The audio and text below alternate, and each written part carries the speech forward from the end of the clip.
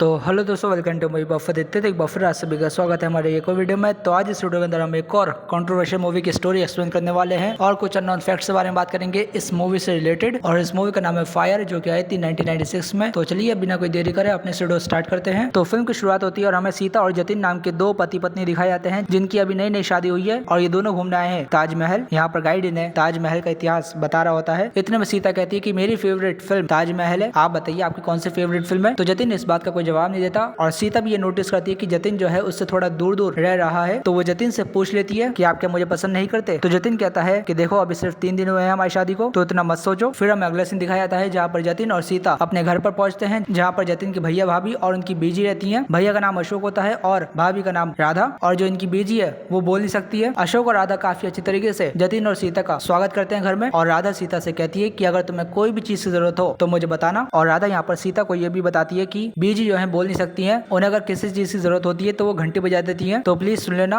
अगर वो घंटी बजाए तो। फिर सीता जो है अपने कमरे में आ जाती है, जहाँ पर वो जीन्स पहनकर नाचने लगती है। लेकिन इतने में बीजी जो है घंटी बजाने लगती है, लेकिन सीता को सुनाई नहीं आती। इतने में राधा भी आ जाती है घंटी की आवाज सुनकर, और फिर सीता भी बीजी के पास आ जाती है। और जो सीता ने कपड़े पहन रखे थे उन्हें देखकर बीजी को बिल्कुल भी अच्छा नहीं लगा। और राधा यहाँ पर कहती है कि बीजी को तुम्हारा पहनावा पसंद नहीं आया। फिर हमें अगले सीन दिखाया जाता है जहाँ पर जतिन एक चाइनीज लड़के के साथ बैठा हुआ है उसके घर पर। और ये जो लड़की है वो जतिन की गर्लफ्रेंड है, जिससे वो शादी करना चाहता था, लेकिन इस लड़की ने मना कर दिया था जतिन से शादी करने से, क्योंकि उसका ये मानना था कि अगर इन दोनों की शादी हो जाती तो इनका ये जो रिश्ता है वो पहले की तरह नहीं रहता। फिर ये फिल्म थोड़ी और आगे बढ़ती है जहाँ पर हमें दिखाया जाता है कि सीता जो है अब घर के काम करने लगी है राधा के साथ मिलकर। लेकिन अशोक कहता है कि तुम्हें अभी से ये घर के काम नहीं करने चाहिए, आगे चल के तुम माँ बनोगी, तुम्हारा बच्चा होगा, उसे फुल अटेंशन चाहिए होगी तुम्हारी, और तुम्हें हमारे खानदान को आगे बढ़ाना है। और ये कहकर अशोक वहाँ से चला जाता है। और फिर सीता राधा से पूछती है कि अशोक भैया अभी से हमें बच्चा करने को क्यों कह रहे हैं। तो राधा यहाँ पर कहती है कि वो इस वजह से तुम्हें बच्चा करने को कह रहे हैं क्योंकि मैं माँ नहीं बन सकती कभी। तो सीता कहती है कि आपने डॉक्टर से नहीं दिखाया। तो राधा कहती है कि हाँ दिखाया, काफी सारे डॉक्टर से दिखाया, लेकिन सभी ने एक ही जवाब दिया, आप कभी माँ नहीं बन सकती। तो सीता यहाँ पर एक स्टोरी सुनाती है राधा को कि एक आदमी था, उसकी पहली बीवी माँ नहीं बन पा रही थी, तो फिर उसने दूसरी शादी करी, लेकिन उसकी दूसरी बीवी भी माँ नहीं बन पाई, तो उस आदमी ने तीसरी शादी करी, वो भी बहुत ही जवान लड़की से, और जो उसकी पहली बीवी थी वो जहर खाकर मर गई। थैंक गॉड अशोक भैया ऐसे नहीं है। लेकिन सीता को अशोक की सच्चाई नहीं बताई यहाँ पर कि वो कैसा इंसान है। राधा कहती है कि हाँ तुम ठीक कह रही हो। और फिर हमें अगला सीन दिखाया जाता है जहाँ पर अशोक जो है वो जतिन से बात कर रहा होता है। अशोक पूछता है जतिन से, जतिन क्या तुम अब भी उस लड़की जूली से मिल रहे हो। तो जतिन कहता है कि हाँ मैं मिल रहा हूँ, मैं प्यार करता हूँ उससे। तो अशोक कहता है कि देखो जतिन, हमें कोई एतराज नहीं था कि तुम एक चाइनीज लड़की से शादी करो, लेकिन तुमने मना करी जूली से शादी करने को और सीता को चुना। तो जतिन कहता है भाई शादी मैंने मना नहीं करी, जूली ने मना करी थी, क्योंकि उसे बच्चा पैदा करने वाली मशीन नहीं बनना है, उसे ज्वाइंट फैमिली में नहीं आना है, और आप लोगों ने भी कोई रास्ता नहीं छोड़ा था मेरे लिए, तो मैंने सीता से शादी कर ली और आप लोगों ने मेरी जिंदगी जहन्नुम बना दी। तो अशोक कहता है कि देखो जतिन, तुम्हारे कोई फर्ज है सीता के प्रति। तो यहाँ पर जतिन भी गुस्से में आकर कहता है अशोक से कि भाई आपकी भी ड्यूटीज हैं भाभी के प्रति, लेकिन आप तो सारा टाइम अपने स्वामी जी के साथ लगे रहते हो। तो जतिन की ये बात सुनकर अशोक को गुस्सा आ जाता है और वो जतिन को थप्पड़ मारकर वहां से चला जाता है। और फिर हमें रात का सीन दिखाया जाता है जहाँ पर जतिन जो है पहली बार रिलेशन बनाता है सीता के साथ, और जब सब काम खत्म हो जाता है तो जतिन जो है दूसरी तरफ मुंह कर सो जाता है और सीता जो है खून के दाग साफ करने में लगी रहती है। और फिर सुबह होती है और जतिन के पर्स में सीता को जो है जूली की फोटो मिलती है, जिसके चलते जतिन और सीता के बीच में थोड़ी बहुत तू मैं हो जाती है। और फिर से रात होती है और हमें राधा और अशोक का सीन दिखाया जाता है जहाँ पर राधा अशोक से पूछती है क्या अगर मैं माँ बन पाती तो क्या हमारा रिश्ता आज भी ऐसा ही होता। आप सभी को बता दूं इन दोनों में जो है कई सालों से रिलेशन नहीं बन पाया है जैसा पति पत्नी का होता है। अशोक जो है बस अपने आप पर कंट्रोल रखने के लिए राधा को अपने पास सुलाता है, लेकिन कुछ भी नहीं होता इनके बीच में। हाँ कभी कभी अशोक जो है वो हैंड जॉब ले लेता है राधा से, इसके अलावा और कुछ नहीं होता इनके बीच में। तो यहाँ पर अशोक कहता है तुम अपना पत्नी होने का फर्ज अच्छे से निभा रही हो, उसके अलावा मुझे कुछ नहीं चाहिए। और फिर राधा अपने कमरे से निकलकर छत पे चली जाती है जहाँ पर सीता भी खड़ी हुई होती है और ये दोनों बातें कर रहे होते हैं। लेकिन इतने में वहाँ से एक बारात गुजरती है, जिसे देखकर सीता जो है थोड़ी बहुत इमोशनल हो जाती है और वो अपने कमरे में आ जाती है और वहाँ पर वो रोने लगती है। राधा भी उसके पीछे पीछे आती है और सीता जो है राधा को गले लगाकर रोने लगती है। और फिर अचानक से सीता जो है राधा को किस कर लेती है, लेकिन राधा सीता को दूर कर देती है और वो अपने कमरे में आ जाती है। फिर ये फिल्म थोड़ी और आगे बढ़ती है और हमें दिखाया जाता है कि सीता और राधा ने करवा चौथ का व्रत रखा है, लेकिन जतिन कहता है सीता से कि मैं इन सब चीजों में नहीं मानता और तुम्हें भी नहीं रखना चाहिए ये। लेकिन सीता कहती है कि मेरे पास कोई चॉइस नहीं है, मुझे रखना ही पड़ेगा ये व्रत। और फिर हमें रात का सीन दिखाया जाता है जहाँ पर ये दोनों पूजा कर रही होती हैं, लेकिन इन दोनों के पति अशोक और जतिन आज रात घर पर नहीं आने वाले होते हैं और सीता को यहाँ पर प्यास लग रही होती है। तो राधा उसे पानी पिलाकर उसका व्रत खुलवा देती है और फिर ये दोनों अपने अपने कमरे में चली जाती हैं। लेकिन आज रात सीता से अपने आप पर कंट्रोल नहीं हुआ और वो सीधा जाती है राधा के कमरे में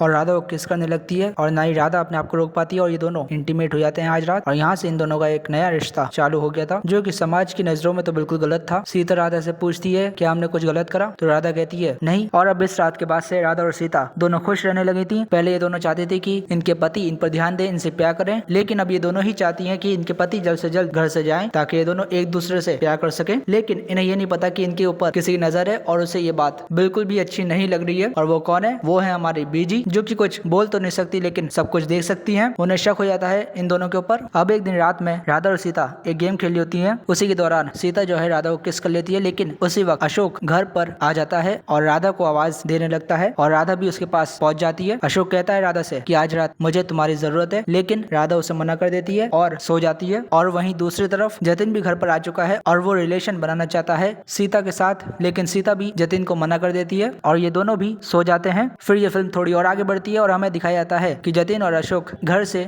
जा चुके हैं और सीता जो है जतिन के कपड़े पहनकर लड़का बनकर राधा के साथ नाच रही है और इन दोनों को नाचते हुए देखकर बीजी भी खुश होती हैं। लेकिन एकदम से राधा और सीता बहुत ही ज्यादा करीब आ जाते हैं और बीजी को ये बात बिल्कुल भी अच्छी नहीं लगती और राधा और सीता उन्हीं के सामने शुरू हो जाते हैं। लेकिन इन दोनों को ये सब करते हुए इनका नौकर मुंडू भी देख लेता है, जिसकी हरकतें भी कुछ ज्यादा ठीक नहीं है। फिल्म में आगे दिखाया जाता है कि मुंडू जो है बीजी के कमरे में ही गंदी फिल्में देख रहा है और वहीं पर ही गलत काम कर रहा है और ये सब करते हुए राधा उसे देख लेती है और राधा मुंडू को एक चाटा मारती है खींचकर। लेकिन यहाँ पर मुंडू भी कहता है कि आप जो सीता भाभी के साथ कर रही हो वो भी ठीक नहीं है। तो राधा यहाँ पर डर जाती है और वो छत पर बैठी हुई होती है। फिर वहाँ पर सीता भी आती है। राधा कहती है कि क्या हम लोग ये सही कर रहे हैं? हम में और मुंडू में फर्क ही क्या है? वो भी अपनी खुशी के लिए ये सब कर रहा है और हम भी। और फिर अशोक घर पर आता है। राधा उससे कहती है कि मुंडू को काम से निकाल दो, लेकिन अशोक कहता है कि मैं उसे समझा दूंगा, काम से निकालने की जरूरत नहीं है। लेकिन राधा को ये डर है कि कहीं मुंडू उसकी और सीता की सच्चाई घर वालों के सामने न बता दे। और फिर हमें अगला सीन दिखाया जाता है जतिन और सीता का, जहाँ पर जतिन कहता है सीता से कि मैं जूली को नहीं छोड़ सकता, तुम चाहो तो मुझे छोड़ सकती हो या फिर एक बच्चा कर लो जिससे तुम बिजी रहोगी। तो यहाँ पर सीता जतिन के ऊपर हंसती है और उसे ताने देती है, जिन्हें सुनने के बाद जतिन जो है सीता के चाटा मार देता है और फिर सीता भी जतिन को एक चाटा मार देती है। फिर ये फिल्म थोड़ी और आगे बढ़ती है। रात का सीन हमें दिखाया जाता है और जतिन और अशोक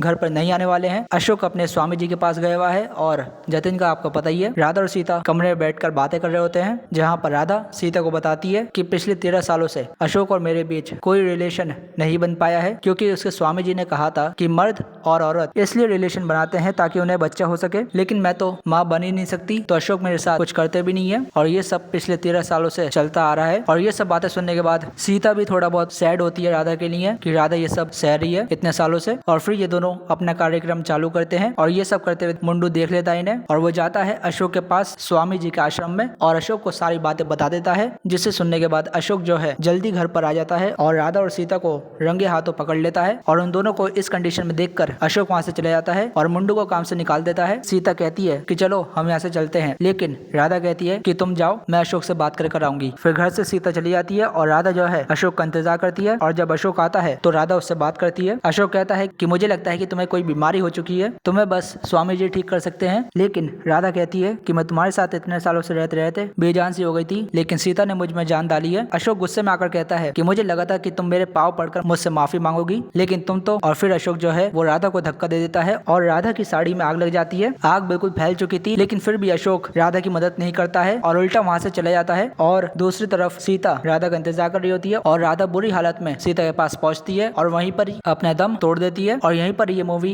एंड हो जाती है। और अगर मैं अपनी बताऊं कि मुझे कैसी लगी ये मूवी, तो मुझे ये मूवी काफी बढ़िया लगी। जिस तरीके से इस मूवी के डायरेक्टर दीपा मेहता ने इस बोल्ड सब्जेक्ट पर मूवी बनाई है और हमारे सामने लेकर आई थी, वो बहुत ही ज्यादा काबिल तारीफ है। इतने बोल्ड सब्जेक्ट पर मूवी बनाना, वो भी 1996 में, बहुत ही ज्यादा हिम्मत चाहिए, क्योंकि उस टाइम पर तो ऐसी चीजों के बारे में कोई सोच भी नहीं सकता कि दो औरतों के बीच में रिलेशनशिप, और वो भी देवरानी और जेठानी। बहुत हिम्मत चाहिए भाई। और शायद इसी वजह से इस मूवी को लेकर काफी सारी कंट्रोवर्सी भी हुई थी उस टाइम पर। 1998 में जब ये मूवी रिलीज हुई थी, तब इस मूवी को लेकर बहुत ही ज्यादा वाइल्ड प्रोटेस्ट हुए थे। मुंबई या दिल्ली में तो इस मूवी को हटाने के लिए थिएटर से तोड़े गए थे, और वजह आप लोग जानते हो। इस मूवी का subject devrani into jethani is equals to controversy. And time पर इस मूवी की लैंग्वेज भी बदली गई थी। पहले ये मूवी हिंदी में शूट होने वाली थी, लेकिन इस मूवी के मेकर्स को लगा कि हिंदी डायलॉग्स में वो फील नहीं आ रहा है, तो फिर इन लोगों ने इंग्लिश में शूट करा इस मूवी को। जौन सी शक्तियों का इस्तेमाल कर सको इस मूवी को देखने के लिए कर लेना, लेकिन ये मूवी इंग्लिश में मिलेगी आपको, ये बात पहले ध्यान में रखना। और क्या आप लोगों को पता है, ये जो मूवी है फायर, ये मूवी इंस्पायर्ड 1942 की उर्दू शॉर्ट स्टोरी से, जो की थी इस्मत चुगताई की। और ये स्टोरी भी काफी ज्यादा कंट्रोवर्शियल थी, क्योंकि उसमें भी दो लेडीज के रिलेशनशिप के टॉपिक को दिखाया गया था। और जो इस मूवी के अंदर कैरेक्टर है सीता का, उस नाम को लेकर भी काफी ज्यादा कंट्रोवर्सी हुई थी, क्योंकि आप लोग जानते हैं सीता यानी सीता माँ। तो सीबीएफसी ने इस मूवी के मेकर से कहा कि आप लोग इस नाम को बदल दीजिए, सीता की जगह नीता कर दीजिए। लेकिन काफी बातचीत होने के बाद CBFC मान गई और सीता नाम रहने दिया और ये मूवी इसी नाम के साथ रिलीज हुई। और दीपा मेहता की ये जो फिल्म है फायर, इसे कई सारे इंटरनेशनल फिल्म फेस्टिवल्स में अवार्ड से सम्मानित भी करा गया। आपको अपनी स्क्रीन पे दिख ही होंगे कि कौन कौन से अवार्ड्स मिले हैं इस मूवी को। और मैं सोचता हूँ कि अगर ये मूवी आज के टाइम पे बनती तो क्या होता, क्योंकि आज के टाइम पर तो अगर एक्ट्रेस बिकनी भी पहन ले ऑरेंज कलर की तो कंट्रोवर्सी हो जाती है। तो ये तो तब भी इतना बोल्ड सब्जेक्ट है, इस पर कितनी भारी कंट्रोवर्सी होती वो तो मैं सोच भी नहीं सकता। वैसे आप बताइए आपको क्या लगता है कि अगर ये मूवी आज के टाइम पर रिलीज होती तो क्या होता, कमेंट जरूर बताइएगा। और जाने से पहले वीडियो अगर पसंद आई हो वीडियो लाइक कर दो और चैनल को सब्सक्राइब कर दो। मिलते हैं अगली बारी में, तब तक के लिए जय हिंद।